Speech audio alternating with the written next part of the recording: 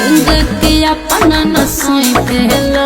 अरे ये पहचान अरे पगल। अच्छा जब बैठेला हम छुई ठेला काहे गंग के अपना न सोई पहला।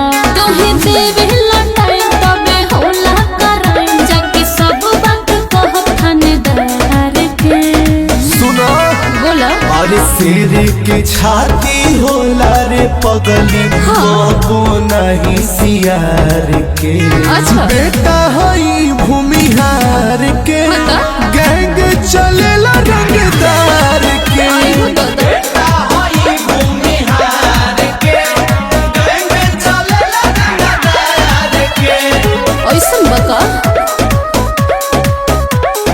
बेटा हई भूमिहार के गैंग चलेला रंगदार के। बनेला दबंग सबसे करेला तू जान। सच कहतानी तुहे करेला तंग हाँ करेला तंग। खून गरम बा एगो बतिया ख्याल रखी हो फुलझड़ी परशुराम जी के वंशज से कौन लड़ी। अच्छा बस भइल बड़ा सब रंगदार के।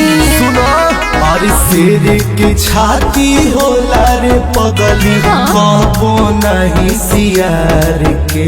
अच्छा बेटा हई भूमिहार के गैंग चलेला रंगदार के। जिया बेटा हई भूमिहार के गैंग चलेला रंगदार के। बेटा हई भूमिहार के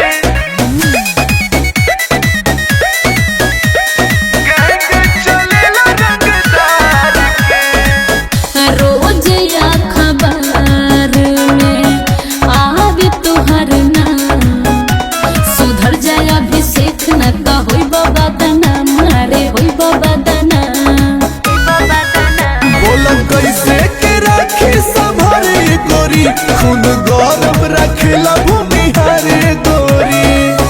बात कोई चप मनो एक बार के।